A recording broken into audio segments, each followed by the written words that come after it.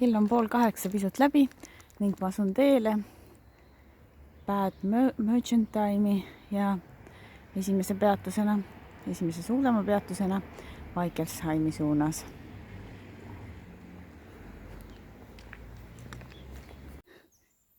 Tüüpiline mina, panin hommikul kohe vales suunas astuma, aga nüüd leidsin õige tee ülesse. Tähendab, enne ma sattusin jalgratturite teele, mis läheb päris suure ringiga, aga siin on jalakäijate tee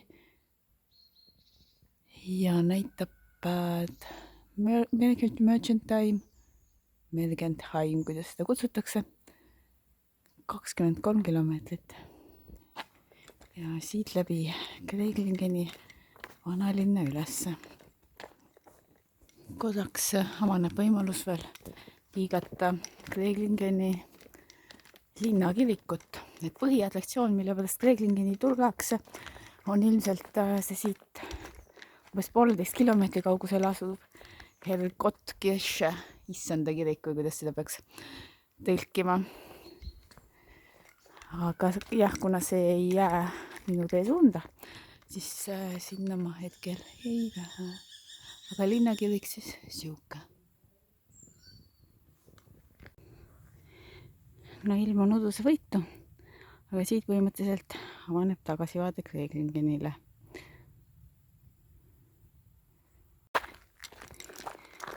Ning nüüd suundume otse Maisi. Vahepeal on taas sellist romantilist läbi metsa minekut, kus sa loodad, et päris võpsikus ei lõpeta. Kuigi üldjuhul on teada, et päris võpsikus ikka ei lõpeta. Ja tavaliselt hetkeks, kui läheb siukseks päris võpsikuks, siis see läheb ainult hetkeks ja vast jälle normaalselt teel. Ja nii olen mina jõudmas järgmisse asulasse. Selle nimi on Niederrimbach. Ma teadsin, et siin üleval läheb paralleelselt tee selle sõiduteega. Väljakutse oli sealt väiksest kraavist üles lonnida siia tee peale, aga hakkama sain. Eespool udus kõnnivad mees ja koer ja siis on seal üks tuulik. Siin samas kõrval on ka üks tuulik udus, udu nii suur, et ma alguses ei saanud aru, mis postid need siin sumisevad. Aga jah, tuulikud. Ja ma ise tõmban ka nüüd uttu. Sealt olen, neid vaateid vaatan ja sinna lähen.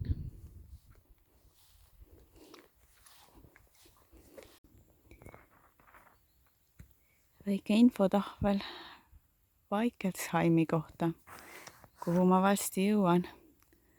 Ajalooline vanalinn, vaadata Renessanslossi, Tuduplatsi, Rokoko kaevu, linnakirikutest George, ühesõnaga üksjagu vaatamist. Ja kas see linn ise on seal? Ei olnud see linn, mis ma esialt arvasin. On hoopis see linn, kuhu ma vaikselt jõudma hakkan. Ja ma näen, et seal eemal kasvatatakse viinamarju. No siit avaneb kohe päris panoraama.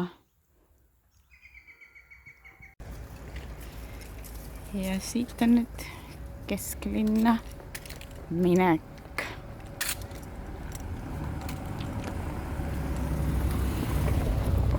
Mingisugune kirik paistab seal. Muidu linn ise väga suur ei ole, et 7-8 tuhande elaniku vahel. Ja põhiasi, mis seal siin vaadata on, peaks olema tegelikult see loss, sest ajalooliselt 1313 sai see linnaõigused ja algselt kujunes siin asustus ja põhitegevus selle lossi ümber. Hohenloed, printsid elasid seal. Kas see on nüüd see Tuduplats ja Rokoko kaev?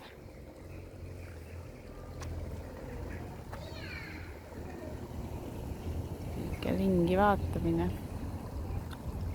Siit ka.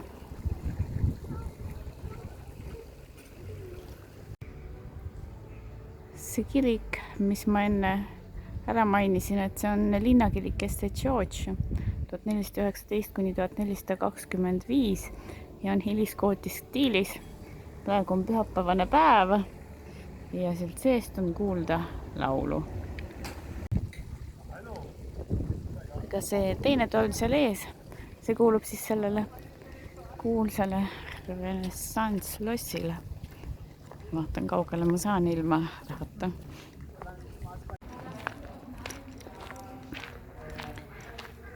Aega saan vaadata. Kuulsin sealt, et külastus tund aega maksab 6.50, kui tahad sisse minna. Ja mul sellist väga viitsimist pole.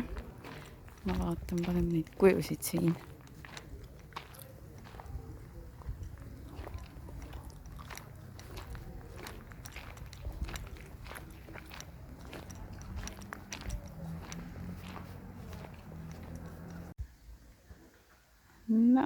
Mingisuguse perspektiivi lossist ikkagi saab.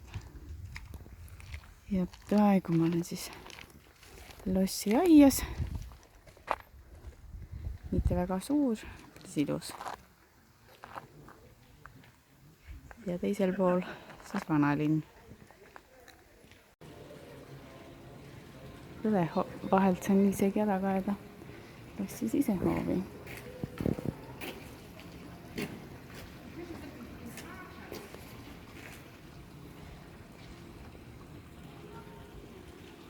Selline loss. Siit kaugemalt lossi värava eest avaneb parem terviklikum vaade sellele linnakirikule.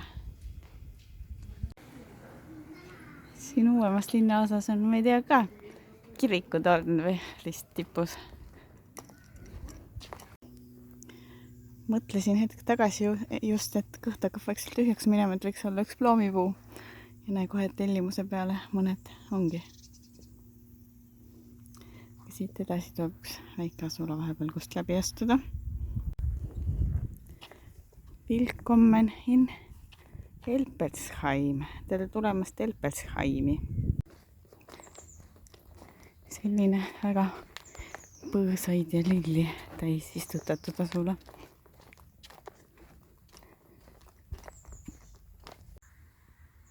Tere tulemast veini kohta Markelsheimi.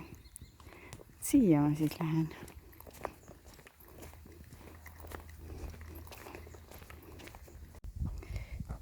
Ja see küngas on pikalt viinamarja põõsaid, või kuidas neid taimi nimetadagi, ikka põõsad või puud. Igatahes neid viinamarju taimi täis. Ja miks need seda siin mäe otsa pannakse, on see, et viinamarjadele meeldivad, kui viimavesi sealt ülevalt niimoodi voolab ja kastab neil jalakesed ära, aga et nad ei ole kogu aeg seal vee sees. Sellepärast nad on sedasi künka nõlvale pandud. Siin üle Taubeli jõe mineva silla ees on ka suur kiri, et veini koht Markelsheim. Markelsheim, see tähendab. Ja üsna palju jalgrattaleid nüüd siit mööda läinud, kõik tulevad siis veini maitsma vist. Siuke uhke sild. Või need tulevad veini maitsmast, et siis läheb sõitmine nagu lõbusamalt või kuidas. Tea, kas see on nüüd mingi temaatiline asjandus siin või see lihtsalt on siuke puust seade ilma igasugusete infokirjadeta.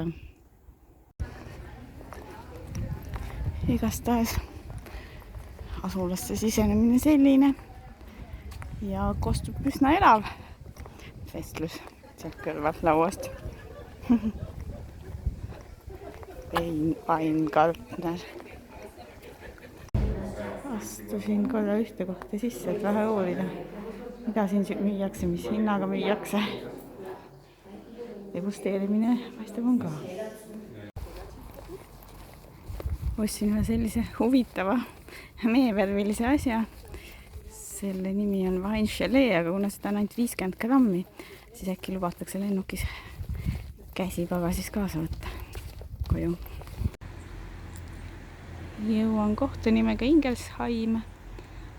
Ka siin kutsutakse ööbima ja puhkama, samuti nautima. Ehk siis majutused ja restoranid. Ja sinna asulasse taas üle vee, üle Taubeli jõe.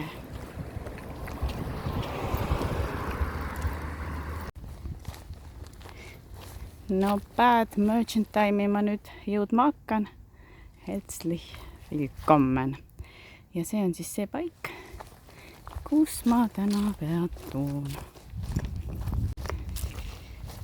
No selle piirkonna järgi tänagi veel peaaegu septembri keskpaigas suvi veel kestab. Siin kõrval üks ilus lilleaed, roosiaed ma arvan. Ja kesklinna poole läheb sinna poole. Väga roheline. Taas lähen majutusele ja taas on see kusagil vanalinna selva peal ning nagu ikka täna linna vaatama ei lähe, vaid teen seda homme värske puhanud olekuga. No vaat siuke tuba anti mulle. Kõrvalruumis on köök ka kasutada. Vannitoa komplekt on siinsamas juures, et siin on mõned toad. Ferienwohnungen, huvitav žanr siuke. Alguses läksin sisse kõrvaluksest, mis paistis nagu peauksest, seal oli uksekell, siis tuli keegi poiss, et ei, see on vale koht, et sa pead välja minema. Aga siis natuke aja pärast ütles, oota seal, et ma tulen varsti ja seletan sulle. Ja siis selgus, et see korteri uks, kuhu need turistid sisse pandi, et see on eraldiseisev. Ja siis ta näitas mulle kõik toaasjad kätte. Et hästi. Saab hakata pärast loont nautima.